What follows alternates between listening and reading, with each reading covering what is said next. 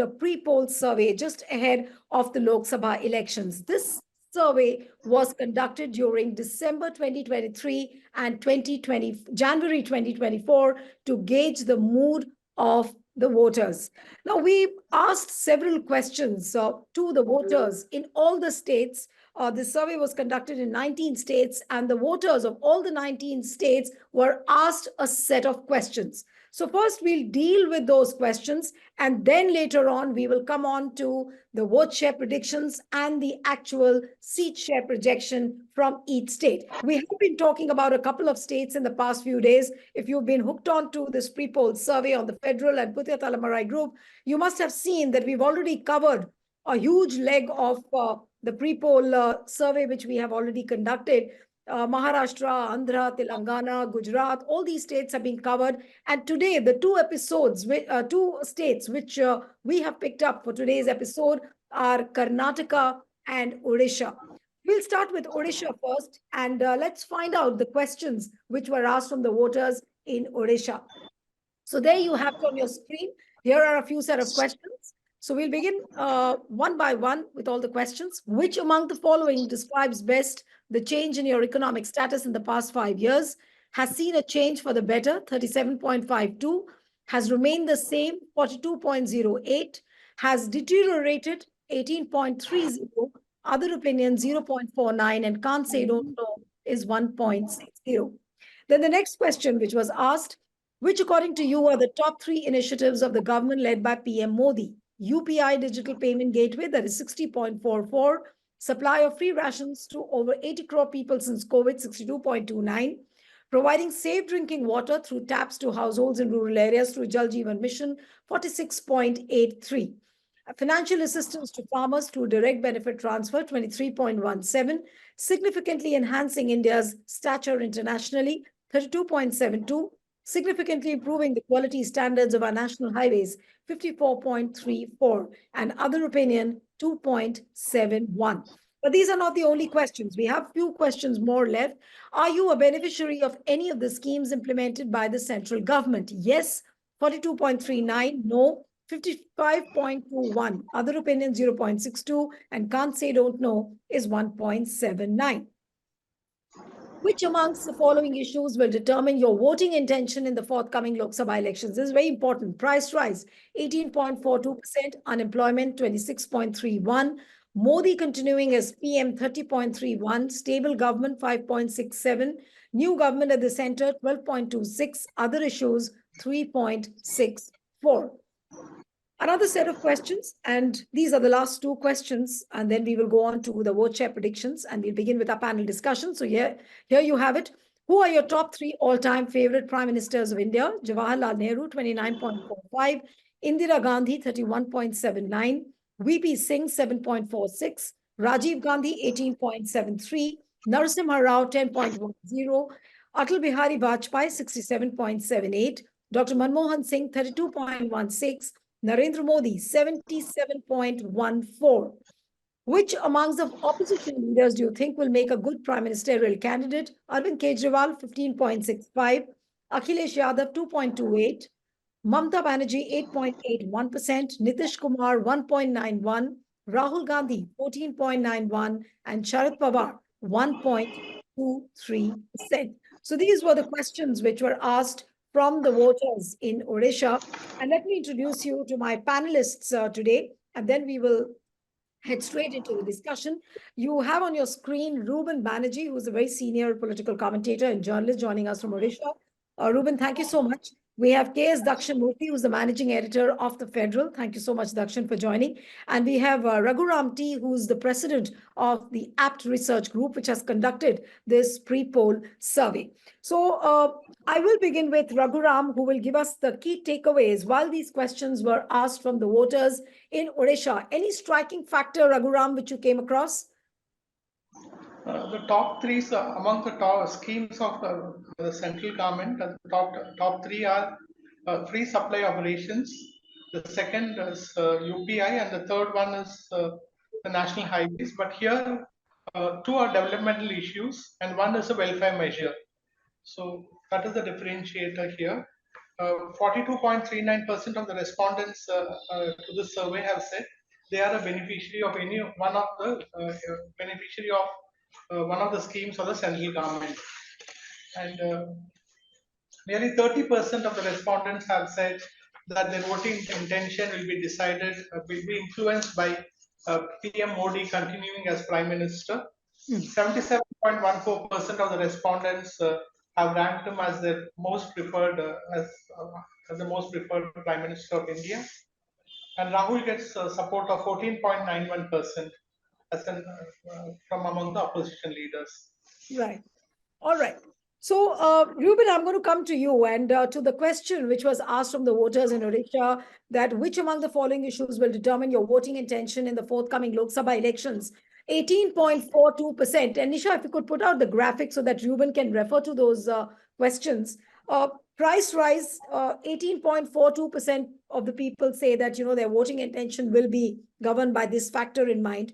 Unemployment, 26.31%. Now, given the fact that Modi remains the most popular figure, he remains the most popular prime minister, but how are issues like price rise and unemployment resonating in Odisha? Well, as I'm speaking to you now, I'm in Delhi. I'm not Odisha based anymore. Okay. I'm a very keen watcher of Odisha politics. What this questionnaire doesn't seem to include is how popular is Navin Patnaik. And what about his schemes? Like, I guess I can see from here, like quite a few questions have been asked about central government schemes. But I wonder whether any questions were asked about Odisha government schemes. And as you know, like Navin Patnaik has possibly bettered even Jayalalitha of Tamil Nadu when it comes to all those government initiatives that we call as SOPs. And Modi is popular, according to your survey result.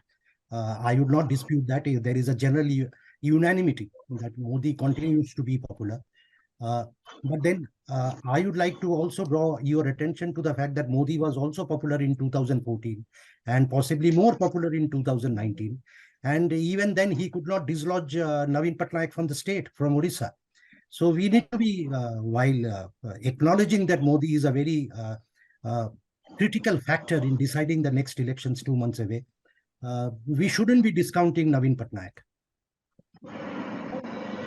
All right. So now let's put out the vote share prediction for Odisha, according to the pre-poll survey, which has been conducted by the Federal-Puthiyathalaimurai-Apt research group. And there you have it on your screen. For the 2024 vote share projection, BJP seems to be getting a vote share of 54.90%. Biju Janata Dal, 19.35%. Congress 9.74, other opinion 1.85, and can't say don't know is 14.17. Now, if this is the likely vote share in 2024, so let's take a look at the comparative vote share, what the party's vote shares were in 2019. So here it is there on your screen. In 2019, BJP had a vote share of 38.40. It has jumped to 54.90. So BJP has become stronger, it seems, in 2024 in Odisha. Then Biju Janata Dal had a vote share of 42.80 and it has come down drastically, 19.35. Congress had a vote share of 13.40. It has come down to 9.74 according to our survey. Other opinions in 2024 is 1.85. Can't say don't know is 14.17. But if you look at the number of seats, in 2019, BJP won 8 seats. Biju Janata Dal had won 12 seats. And Congress had won a single seat. So now let's discuss this phenomena, and I will request Nisha to keep this vote share, the comparative vote share on the screen so that all the panelists can refer to it, and then we continue our discussion. So Ruben, you said that Navin Patnaik remains still a very popular figure, and people do believe in the work he's putting in the state. But what is the reason for this drastic decline in the vote share of BJD? Well, looking at it, I had no prior knowledge of this, but looking at what you are projecting, the projected vote share, I'm afraid I'll be shaking my head in disbelief. It's too unreal to be true. I don't know what was the extent of the survey, who the respondents were. I'm not too sure about their demography, geography. So I would like to find out more details. But looking at the projected vote share according to your survey, it seems that there is a tsunami that is going to hit Odisha 2 months from now during the elections. I am still very keen to find out what your seat projections are, but almost a 16% swing in favor of BJP and Biju Janata Dal dropping by about 20-22%. See, I do agree. It's absolutely, like, for me, as of now, it seems absurd. Let me put it that way. All right. It seems absurd. It's very, very unreal. Okay. But at the same time, just give me 30 seconds to wind up. I do understand that. No, you go ahead. Navin Patnaik, after 24 years in power, this time for the first time ever possibly, he is facing some sort of a headwind. Okay, there is anti-incumbency now, finally, which is catching up with him as he is getting older and physically weaker. There, for the first time ever, very significantly, like, see, the biggest USP of Navin Patnaik in all these decades was that he was squeaky clean. He had no family. He did not have. Did not have to make money for his family. He did not really look after his friends and all that. He never had a coterie. For the first time ever, he has chosen a successor, and the successor is a very interesting choice. A Tamil IAS officer who was his secretary till a couple of months ago. So in a way, it's his choice that he's trying to impose on the party. And he has been projected, Mr. V.K. Pandian has been projected as the successor to Navin Patnaik. That, I believe, is not going down well. There is a kind of a backlash. There is a Oriya, non-Oriya kind of a thing, because V.K. Pandian is seen to be an outsider. No, but Ruben, if I may interrupt you, the backlash will be to the extent what we see here on the screen from 42.80, the decline is 19.35 because of this particular reason? No. That is what I'm trying to say. Like, there is a certain degree of headwind. There is a certain degree of disenchantment this time. Like, we can feel it on the ground in Odisha. But to say that Navin Patnaik will be wiped out of the scene, no way. I don't. It's very, very. For me, it's too unreal. Okay, so you're saying that these are very unreal figures. Now let me come to Raghuram. Raghuram, what were the hints that you picked up while you conducted this pre-poll survey? Because Ruben is saying that they seem to be very, very unreal. And to see this kind of a drastic decline in the vote share of BJD is really unbelievable. So what were the hints which you picked up from the field? So I can only speak based on the data that we have collected. So there is a dip in the vote share of Biju Janata Dal compared to the last Lok Sabha elections. They are down by nearly 23.45 percentage points.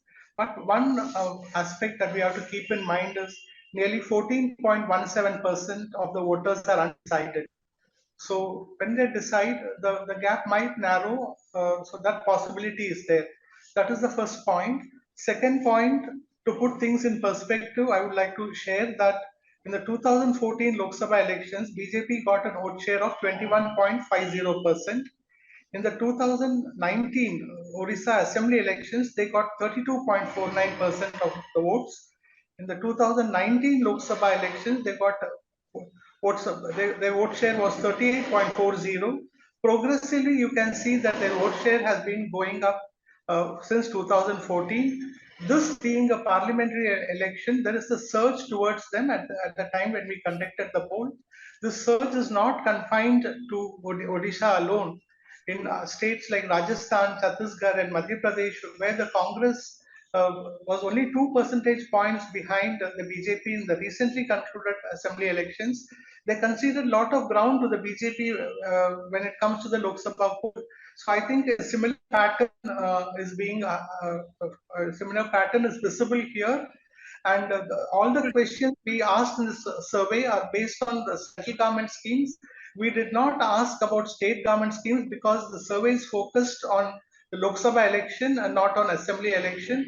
There was a question where we asked who among your among the opposition leaders are your favorite prime ministerial candidate? To that question, 8.80% of the respondents said Modi. Who among opposition leaders would you prefer as a prime minister candidate? 8.8% of the voters said Modi. Then 0.77% said Yogi Adityanath, and 1.09% of the respondents said Naveen Patnaik. So voters are very clear. This is an election for the Lok Sabha and not for parliament elections. I know what an illustrious leader Mr. Naveen Patnaik is and all the good that he's doing for Odisha. But this is no reflection of the party's strength as far as the state is concerned. These are projections for the forthcoming Lok Sabha elections. The vote share of the Biju Janata Dal in the 2019 assembly elections is well known. The forthcoming assembly elections too, I'm sure they will fare well. But this data applies to the forthcoming Lok Sabha elections. There could be minor variations, but I think we might have got the trend right. All right. So, Ruben, what I want to ask you is that the vote share prediction and the comparison which we have shown, does it match with the sentiments on the ground? Say, for example, Congress is really working hard in Orissa. Somewhat people like Ajay Bose, they are going from one block to the other. They are interacting with the people. They are trying to revive Congress. At the same time, the chart which we have shown regarding the vote share, it seems that BJP is on the revival path. But what is the sentiment on the ground? Is BJP becoming a stronger force in Odisha? Is Congress becoming stronger than what it was earlier? Congress doesn't have an organization in Odisha anymore. And I think you referred to Ajay Kumar, who is the Prabhari in the state. Yes, I sorry, think, Ajay Kumar. Yes. They are making a valiant effort, but I think it's come too late. So 2 months is hardly a time to put your house in order. They do not even have booth workers. The structure is missing. And in fact, if you talk about politics in Odisha, people talk about BJP and BJD. Or Congress does not really feature in the scheme of things in any conversation. So leave that apart. Now, putting things in a context like with what Mr. Raghuram said, like, yes, as I said earlier, like Naveen is popular, but then he's losing. He's kind of, his popularity graph is declining. Like if you go by the India Today Mood of Nation polls, earlier he was 78%, his popularity rating. The last one was 53%. So after 24 years in power, a politician is still 54%. He enjoys a 54% popularity rating. It's a huge achievement. But given by his own benchmarks that he has set, Naveen Patnaik has said, he is declining from 78%, he is down to 58%. And maybe possibly by the time elections are held in April, May, it will come down to 42%. Yes, so he is at a weak point because for the first time ever, as I said, like he has a weakness. He has an Achilles heel, which he never had. Okay, now he's carrying a baggage. And baggage comes in the shape of Mr. Pandian, who he is trying to pop up. But at the same time, like,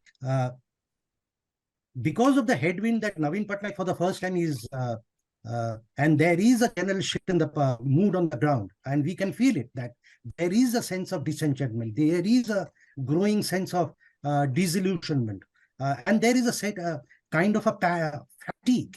Like people in Odisha have seen only one party, one leader, one chief minister for the last 24 years. In one of my recent pieces, I think I wrote for Federal, I said a whole 2 generations have gone by and it has been only one chief minister who has been in power. They have not seen anybody else. And I do admit that even other opinion polls, like in the Mood of the Nation in India Today, they have actually placed BJP marginally ahead of BJD. According to India Today Mood of the Nation, BJP is Ruben, what are the factors? I mean, do we see so many BJP leaders now from Odisha? Say, for example, Dharmendra Pradhan is there. We have our own president of India, Draupadi Murmu, being there. So this nativity factor, has this worked in favor of BJP? No, it doesn't. It doesn't work. It doesn't work.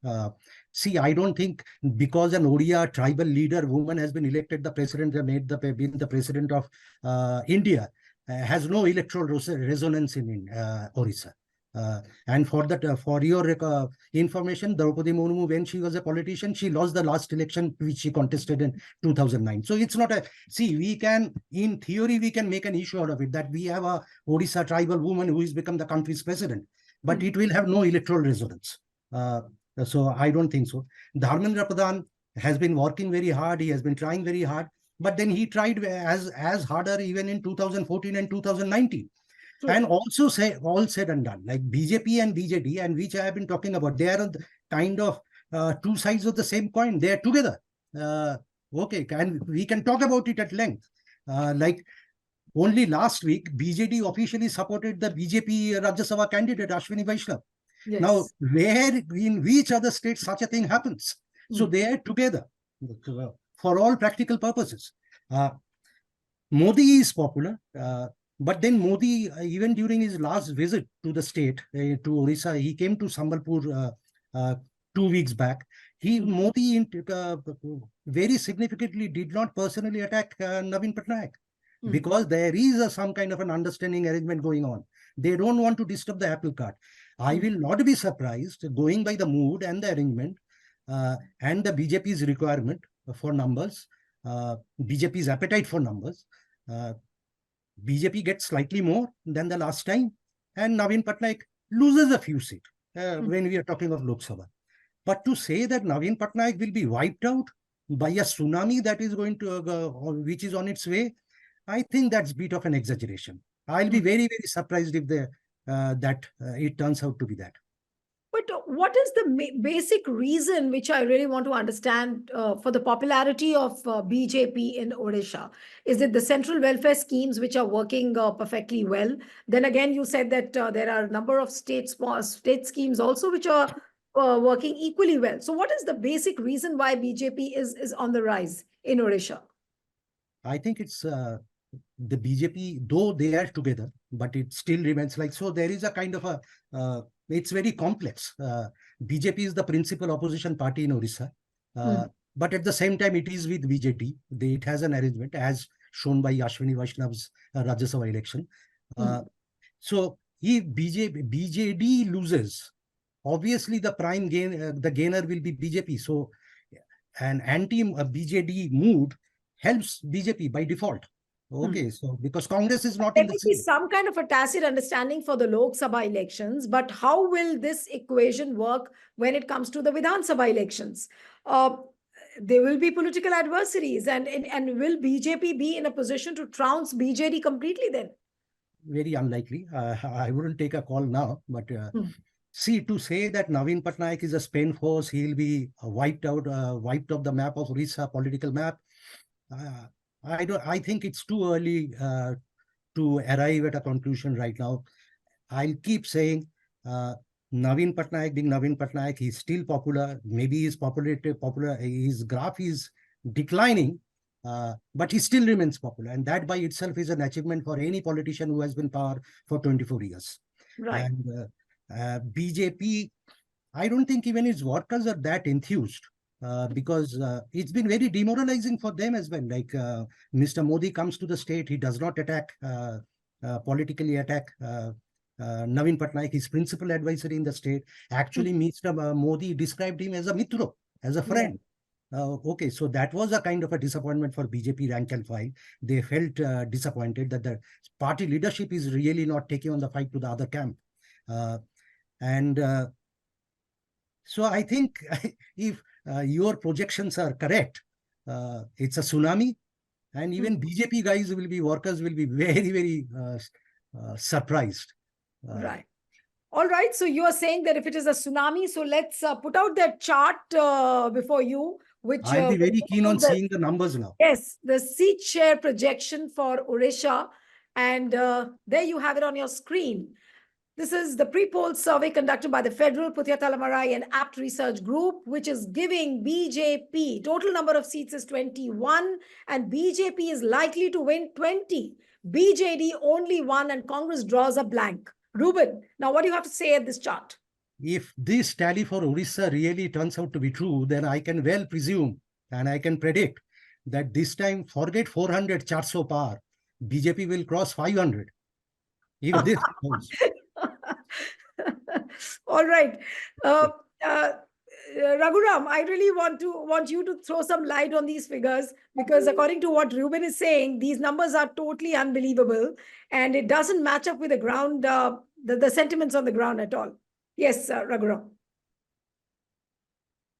You'll have to unmute. Raghuram, just unmute yourself, please. Yes. If you can put out the seat projection again on the screen, please. Yes, Raghuram. I respect Mr. Ruben's views on the poll findings. I feel we have been quite consistent for over 2 decades, and I think our data will be vindicated on the day the results are out. The figures in no way diminish the stature of Mr. Naveen Patnaik, who is a well-respected leader all over the country. The BJP has been progressively increasing their performance in the state from 2014 till now. Like in other states, there is voters are gravitating towards the BJP for the Lok Sabha elections. The main reason I would say is the perceived strong leadership of the Prime Minister for the past 10 years, and the welfare schemes as well as the developmental schemes that he has introduced. For the first time, I feel people are appreciating a developmental initiative of the government. All along, it has been only welfare schemes that have won elections in the past. For the first time in Indian No, democracy, but the development agenda, Raghuram, if you remember, that was there in 2019 also. So what has differed in terms of narrative in 2024? Because if you look at the number of seats which were won by BJD last time, BJD in 2019 had won 12 seats. And this time it seems to be winning just 1 seat. So that's a huge difference. so in 2019, the developmental agenda or the initiatives had not been appreciated as much as they are today. So today, the people feel there is a strong leadership. Let us vote for him.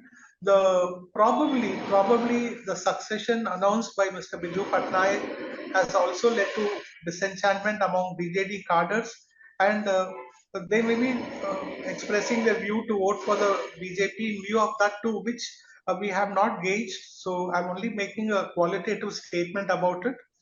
Uh, but with 14.17% of the voters still undecided, even if 6-7%, which is probable if they vote for the BJD, that the gap narrows down and marginally the outcome changes. But I think the trend is set. That's what is my assumption. But Unless right. But if this is the trend, what is likely to happen in 2024, Ruben, what I want to ask you is that this kind of a vote share jump for BJP, are these not worrying signs for Naveen Patnaik? He will have to forget his tacit understanding which he has with BJP, and he will really have to work up hard then. Maybe let me now try a little bit of conspiracy theory. Okay, so Yes. there's always been this talk in Odisha that BJP and BJD, they have an understanding. They are together, right? As exemplified by the last week's Rajya Sabha election of Ashwini Vaishnav. Maybe could it be, if this be the case, if this is true, that BJP will win 20 and BJD will win only 1 Lok Sabha seat, could it be the case? And I'm just guessing. Okay. Could it be the case that the understanding now is that Naveen Patnaik will give a total walkover to BJP in Lok Sabha against Yeah, Shiv this is in almost the like a assembly? walkover. Yeah. It's a walkover. Okay, Yeah. so maybe then the quid pro quo is BJP will give a walkover in assembly to BJD. I don't know. It's just another conspiracy theory that I just floated. But I think if Naveen Patnaik, if he comes to know of this, and I hope he will for sure, tonight he will have a sleepless night. All right, so here are the figures for Odisha. The BJP is likely to win 20 seats, is almost like a tsunami, and BJD is almost wiped out just with 1 seat, and Congress draws a blank. I also want to take one quick question on Congress, and then we will move on to our next state, that is Karnataka. Ruben, what about Congress? Congress seems to be working up its way. I don't know how much, how much success they've got so far. But from the people whom I hear who are closely connected with the Odisha sentiment on the ground, they say the Congress is trying its level best. So last time, if it had won a single seat, so this time, despite all the efforts, you think that they will draw a blank, as what the prediction shows? Like they might win one, they might retain their seat in Koraput, Okay. but otherwise not really, because as I said, Ajay Kumar has been trying, like he's pretty proactive. But Congress has a identity crisis in Odisha. Okay, neither does it have a narrative, neither does it have a face, nor does it have a local leadership. Okay, so essentially, people who were uh, part of the 1990s, 1980s, 1990 Congress regime, the rule, which was hugely unpopular, they still continue to call the shots. There has not been much of an infusion of fresh blood. Uh, yeah, there will be, like in assembly, I think the last time the Congress's vote share dropped to 9%. In Lok Sabha, it was 12%. So it can go up to 15%. But then even now, I would say, despite its the suspected arrangement, the understanding between BJP and BJD, if people are not satisfied with BJD, they will more likely vote for BJP rather than Congress, because Congress in Odisha at the present juncture is not seen as a very serious contender. So I don't think too many Odia people will be voting for Congress and then wasting their vote. So, looking at the pre-poll survey numbers, does the trend look like people will vote for BJP heavily in the Lok Sabha elections, and likewise they will vote heavily for BJD when it comes to the Vidhan Sabha elections? Call it a tacit understanding or not, but it seems like that. And what your conspiracy theory held? That is how exactly it played out even in 2019. Yes. BJD, Navin won 12 Lok Sabha seats. BJP got 8 seats, which was a fantastic improvement of its tally. But Yes. in simultaneous assembly elections, Odisha holds simultaneous elections, Lok Sabha and BJD cut a sorry figure, because BJD, again, Navin Patnaik's party, took a massive lead. In fact, so people have been voting differently, Lok Sabha, and so that way, I think Odisha voters in Odisha are very evolved. They are mature. So Absolutely. maybe they will, because it's agreed. I agree with that gentleman, Mr. Raghuraman, that Navin Patnaik was never a prime ministerial player, an aspirant. So people know that he will, even if I vote for him in Lok Sabha, he's never going to be the prime minister. It will be Modi who fact. So to that extent, it will certainly reflect on the voting pattern. BJP will be certainly considered most seriously. But again, I'll keep repeating myself, to predict that Navin Patnaik will be wiped out, well, I find it difficult to swallow at this moment. All right. So these are just the numbers, and this was a pre-poll survey which we had conducted. So now let's move on to the next state, and that is Karnataka. And similarly, a number of questions were asked from the voters in Karnataka. Now let's see what the voters have to say on the different set of questions which we had asked them. First, which among the following describes best the change in your economic status in the past 5 years? Have seen a change for the better? 46.97, has remained the same, 36.21, has deteriorated 8.66, other opinion 1.96, can't say don't know is 6.20. The next question, which according to you are the top 3 initiatives of the government led by PM Modi. UPI, there is 61.56, supply of free rations to over 80 crore people since COVID, 51.76, providing safe drinking water through the Jal Jeevan Mission, 40.08, financial assistance to farmers through direct benefit transfer, 37.98, significantly enhancing India's stature internationally, that is 34.25, significantly improving the quality standards of our national highways, 33.06, and other opinion, 10.72. Now, the next set of questions which were asked from the voters in Karnataka: are you a beneficiary of any of the schemes implemented by the central government? Yes, 55.49, no, 35.07, other opinion 3.56, can't say don't know is 5.88. Then, which among the following issues will determine your voting intention in the forthcoming Lok Sabha elections? Price rise 23.85, unemployment 28.36, Modi continuing as PM 40.22, stable government 9.94, new government at the center 16.28, other issues 4.79. And the next set of questions, 2 questions, and these are the last 2 questions again. Who are your top 3 all-time favorite prime ministers of India? Jawaharlal Nehru, 40.63. Indira Gandhi, 38.94. VP Singh, 10.17. Rajiv Gandhi, 26.58. Narasimha Rao, 13.13. Atal Bihari Vajpayee, 45.46. Dr. Manmohan Singh, 32.88. And Narendra Modi, 68.40. Last question, that who amongst the following will make a good opposition PM candidate? Yes. So who amongst the opposition party leaders you think will make a good PM candidate? Arvind Kejriwal, 10.85. Akhilesh Yadav, 4.79. Mamata Banerjee, 7.02. Nitish Kumar, 2.92. Rahul Gandhi, 35.39. And Sharad Pawar, 3.42. So Rahul Gandhi here remains the most popular opposition leader, PM candidate who can make a PM candidate, and Narendra Modi remains the most popular prime minister. So the big takeaways from Karnataka, Raghuram, and then I'll come to Dakshin. Yes. UPI is the most popular central government scheme in Karnataka. Nearly 55% of the voters have said that they are a direct beneficiary of any of the central government schemes. The state government too till recently was a BJP government there. So I think the messaging has reached, and maybe the beneficiaries also, there was an increase in beneficiaries during that time.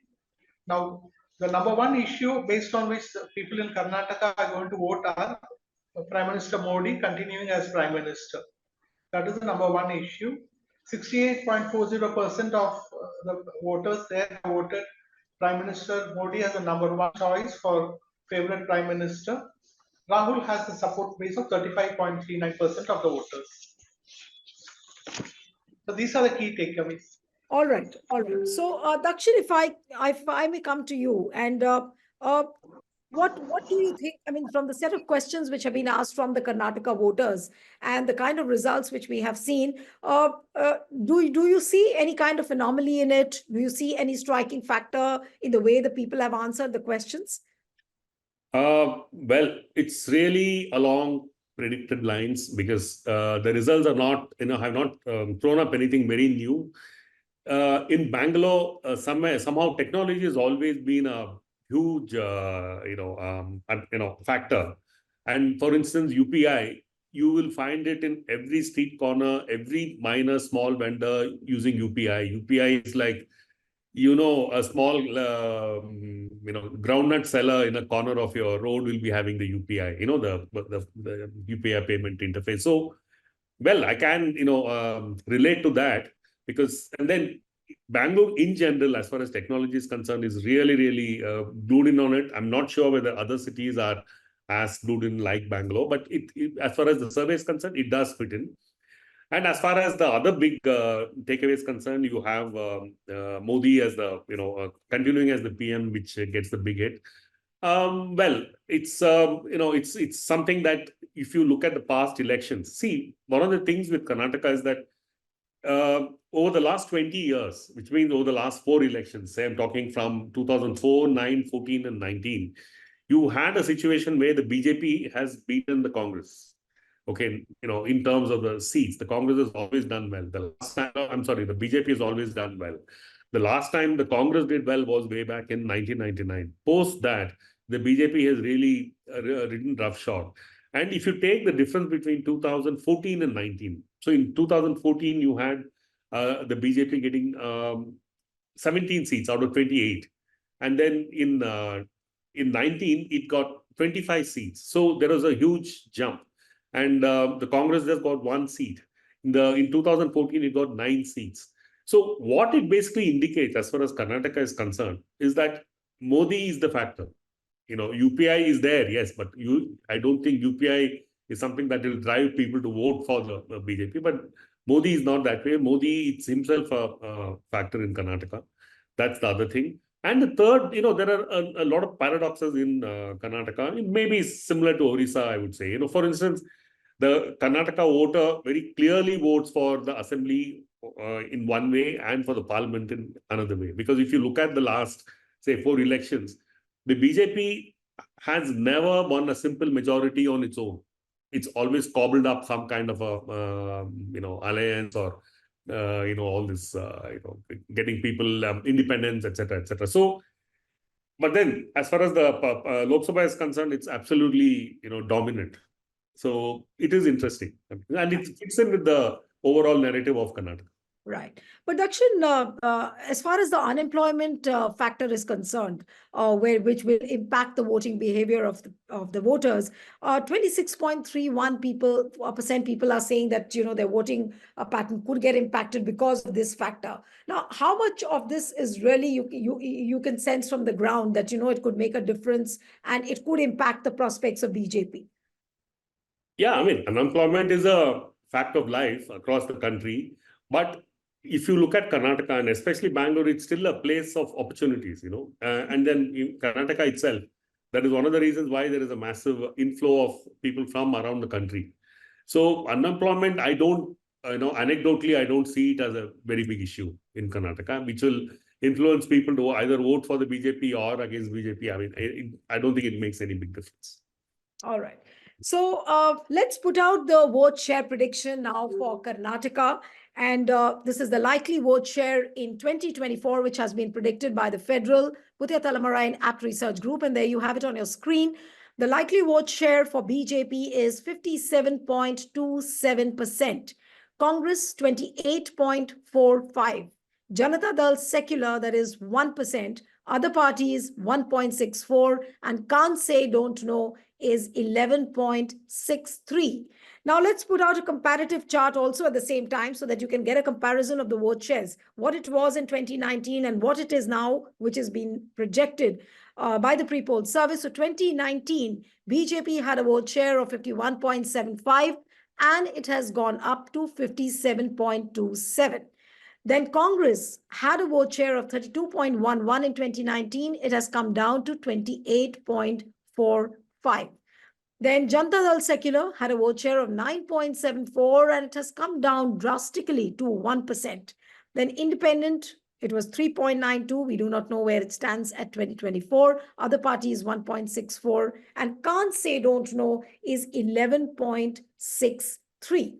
And if you look at the number of seats, which we will come on to later, the likely projections, but BJP had won 25 seats in 2019. Congress had won a single seat. Janata Dal Secular also had a lone seat in Lok Sabha, and one independent candidate had got a Lok Sabha seat. So, Dakshin, if Nisha, you just keep the screen there so that we can refer to the graphics. But Dakshin, what would you really say? BJP going from 51.75 to 57.27, and Congress going down from 32.11 to 28.45. So, which means that recently the assembly elections which were held, that's not going to impact the Lok Sabha elections in any way, the kind of results which we saw?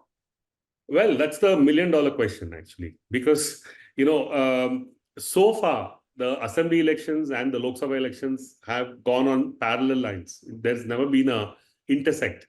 There is one thing which I notice here, which is that the real loser is the Janata Dal.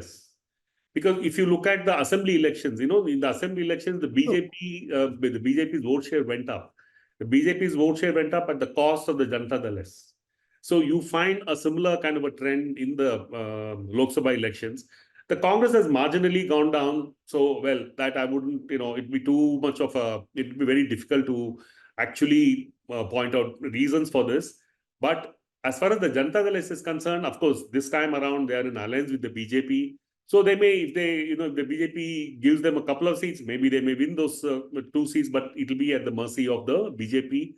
And also the other danger for the Janata Dal is that it may just get swallowed by the bigger partner. So that danger is there. Okay. So what we should really look at is how the Janata Dal fares in the election. No, but Dakshin, is it clear that BJP's rise is seen at the cost of Janata Dal Secular, yes, not so much has eaten into the Congress vote share? Yeah, because the reason I'll tell you is this vote share is fine. I mean, the vote share, the BJP has always had a higher vote share than Congress as far as the Lok Sabha elections are concerned. But really, I think we shouldn't stretch the point about the vote share because the BJP has got the seats. If you look at, for instance, let me tell you the numbers. in 2004, the BJP got 18 seats. Okay, there was no Modi at that point in time. In 2009, the BJP got 19 seats. And remember, both these elections, the UPA came to power in Delhi. Okay. And then in 2014, the BJP, in fact, got 1 seat less, that is 17, 2 seats less from 2009. And then it shot up to 25. Okay. So it is personally, if you ask me, it is very, very difficult to point your finger as to why the Karnataka voter prefers the BJP as far as the central government is concerned. Because again, like I told you, we are looking at 2004 and 2009, when logically the Congress should have got, more seats, at least if not in 2004, in 2009. But then you see that, the BJP has got it has attracted the Karnataka voter as far as the Lok Sabha is concerned. And this is something that, I think I think I would really need to look at it far more, in depth to figure out what could be the reason, because it's a puzzle, let me put it that way. Right. So the vote share really doesn't matter. That's, coming to your original question. Yeah. Okay, so Raghuram, what according to you are the takeaways when we look at this vote share chart? BJP 57.27, Congress 28.45, and Janata Dal doing so badly. I mean, from 9.74, it has come down to 1%.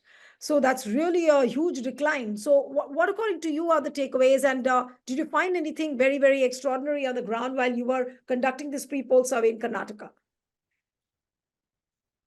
You'll have to unmute. Raghuram, you'll have to unmute yourself. Yeah.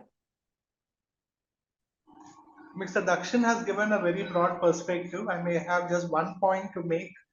In the battleground Karnataka, I don't think there are any surprises. More or less, both BJP and Congress, I think they're more or less retained their vote share. As far as Lok Sabha elections are concerned, marginal dip and rise is there. And since 2019 itself, BJP has come up to this 25 seats out of 28 league. So they're going up by 1 seat now.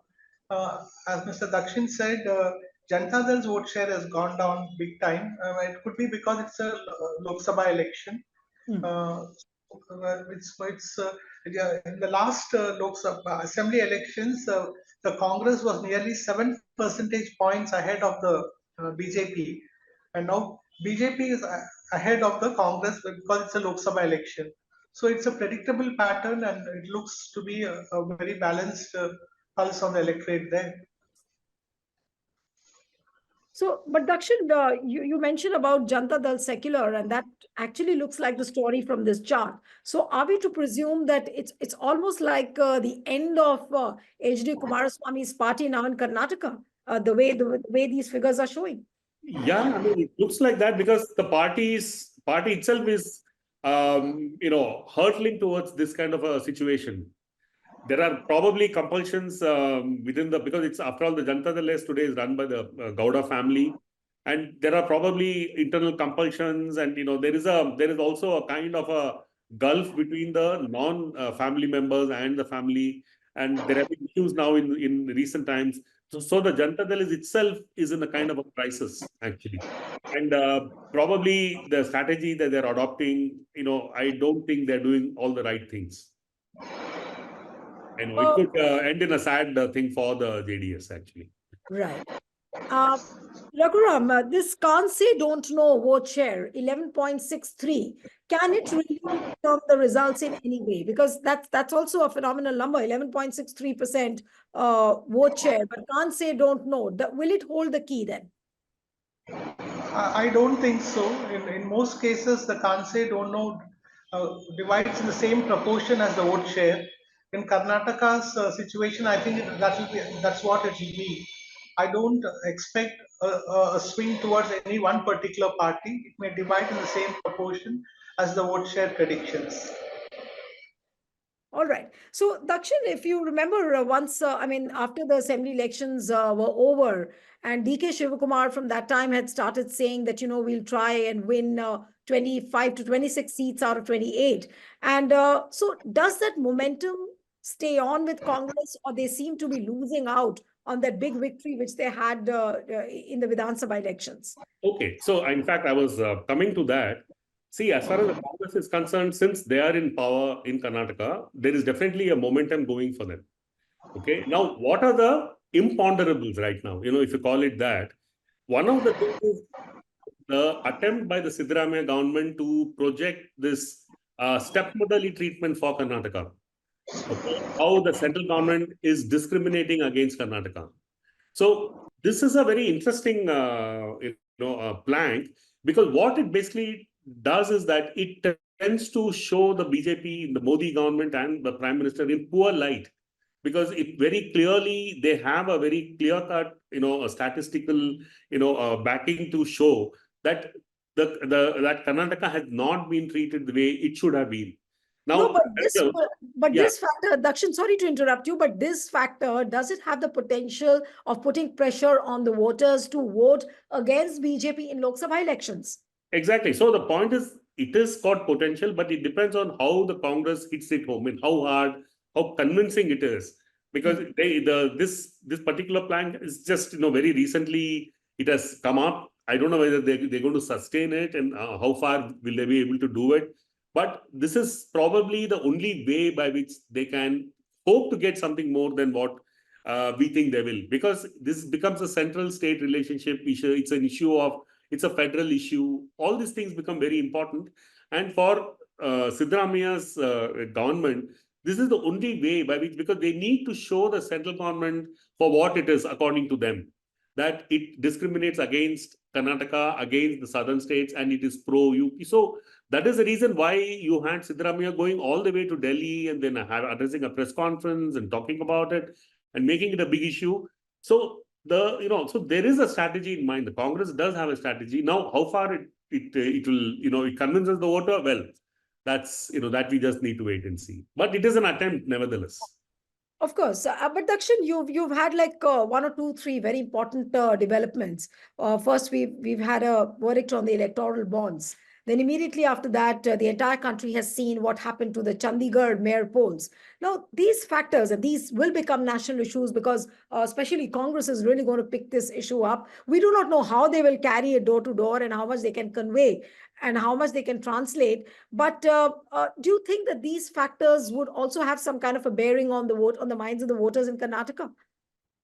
Okay, so if you are bringing this up, I think we must also balance it with the consecration of the Ram Temple, the rising tide of Hindutva in the nation, of course, and as well as in Karnataka, and there is a very strong RSS BJP platform in Karnataka. They have a very strong base, and they are already working towards it. So it's a kind of a seesaw battle between what has happened in Chandigarh or the electoral bond issue versus the consecration of the Ram Temple and the rise of Hindutva. So it will kind of balance out. So what are the people going to buy? That's one thing. And then the other thing is how the minorities are going to vote. The minority played a big role in the assembly elections. Whether they're going to play a similar role in the Lok Sabha, and if they do, what kind of impact it will have. Now, these are the imponderables. So we just need to wait. Right. But you mentioned about Ram Temple, Dakshin, and I was wondering that how big is the Ram Temple consecration ceremony which happened? Is that going to impact the voters in any way in Karnataka? I mean, to what extent can it do? Yes, it is in Karnataka, unlike say Tamil Nadu, Ram has got a greater currency, in the state. Right. And if you look at the Ram Janmabhoomi movement and all that, there were very prominent people from Karnataka, or people who became prominent because of the movement, like say the late Anand Kumar. So there are some of these people who got their name and they got into high levels, in power because of the Ram Janmabhoomi movement. And in Karnataka, you have, like I told you, historically the RSS base is very strong, and they have the capability of carrying forward with this message. So it is a tussle. I mean, from now it's a battlefield. And who does better? Is it the discrimination against Karnataka that will work, or it is this overall Hindutva sentiment that will work, or the face of the Prime Minister that will work? So it's any of these can do things, but the fact of the matter is the Congress is not going to give up, so easily. They will fight it out, because they are the boss. Definitely, Congress will not give up easily. But another question which I had in mind, Dakshin, was that we all saw how things unfolded during the Vidhan Sabha elections, where there was a chorus for Bajrang Bali. Then BJP was touted as a corrupt party. The 40% commission Sarkara. Now that kind of narrative was built up, against BJP, and then there was a lack of leadership. The leadership was lethargic. They didn't seem to have too much of a powerful narrative. So now, how will BJP really come back? And this kind of a vote share, which has been projected in 2024, 57.27. So where do you think is the hope for BJP coming from? Will it have Yadurappa back on the saddle? Will it try and build some other narrative? How do we see this vote share rising, and in terms of number of seats also? See, the BJP, if it does well, it will do well despite itself. Okay. So, in fact, I recall a question that was asked of Yadurappa, in the previous elections. He was asked, who are the candidates for the various constituencies? He said it's Modi. So other people don't matter. It could be some Tom, Dick and Harry. It really doesn't matter. That's what he meant. And then you saw the results. So the BJP got 25 seats. So they are banking on Modi. But then let's also remember that they overdid it in the state assembly, because the BJP as an organization has a lot of problems in Karnataka. It's driven by a faction. It's faction ridden. There are fault lines. There are personality clashes, all of which are continuing in the party. But despite that, the party will do well, like I told you, despite itself, not because of anything that the state unit will do, but it's because of the central government and Modi and, the other things like Hindutva, etc. Right. So let's go on to the final seat projection, which has been put out by this pre-poll survey conducted by the Federal-Puthiyathalaimurai-Apt research group. And there you have it on your screen. Total number of seats, 28. And BJP is likely to win 26 seats. Congress 2. JDS draws a blank. We do not have anybody as far as the independents are concerned. So BJP 26, Congress 2. Dakshin, over to you now. Well, this is like absolutely logical, there's really nothing to, if it had been anything else, it would have been a surprise. But, elections, in India are what they are because of the unlikely results that can come up, which can surprise everyone. So the game is really with the Congress. It really depends on how they can carry the ball, to the goalpost. So if they're able to do it, well, there can be a surprise, but chances are, I really can't second guess that, because we still have some time, and otherwise this looks logically speaking, this looks very plausible. Yeah. But there is a possibility, you are saying, that this the numbers for Congress could improve. It could improve depending on how they hammer home the point about the center-state relationship, or if there's anything else that they're going to come up with. How they utilize some of these negatives which the BJP is now accumulating, like the Chandigarh election result, judgment, or the electoral judgment. If they're able to tackle it and leverage on it, then who knows? It might make a difference. Right. So Raghuram, this seat share projection, what do you really think is the big takeaway from here? BJP 26, Congress 2. You'll have to unmute. Raghuram, unmute yourself, please. Yeah. No, I think we have analyzed the data elaborately. Only one qualitative point I would like to make here is that in the 2023 assembly elections, the Congress campaign was driven from the state, and it was focused and it delivered for them. Whereas in any Lok Sabha election, the campaign is driven from the center. And here BJP has a distinct advantage while doing campaigning at an all India level from the center. Congress is getting its act together. The day that happens and they are able to challenge the BJP on this front, I think the fight will be more interesting. As of now, it looks like a one-sided race. All right. So you're saying as of now, it looks like a one-sided race. So we'll have to wait and watch as to how the campaign unfolds in the coming days. And as Dakshin very rightly put it out, that we'll have to wait and watch how much Congress can leverage out of the situations evolving, especially post the electoral results, electoral bonds verdict, and especially after what has happened with the Chandigarh mayor election. So can Congress really translate it in terms of narrative? Will have to be seen, and we'll have to wait and watch for that. So we'll have to end today's episode, but for tomorrow, do not miss this pre-poll survey. We will have 3 important states where BJP really has to work hard. So keep guessing, but stay tuned to the Federal-Puthiyathalaimurai-Apt Research Group pre-poll survey, which we are continuously bringing for you state-wise. Every day we pick up 2 or 3 states and we try and analyze the situation on the ground, match it up with the vote share predictions and the seat share projections, which you will not find on any other platform. So stay tuned to this pre-poll survey. Thank you so much, Ruben Banerjee. Dakshin, thank you so much, Raghuram. It was wonderful having you on the program, and one appeal to the viewers who are watching this pre-poll survey continuously with us, subscribe to our channel and send us your feedback. Thank you.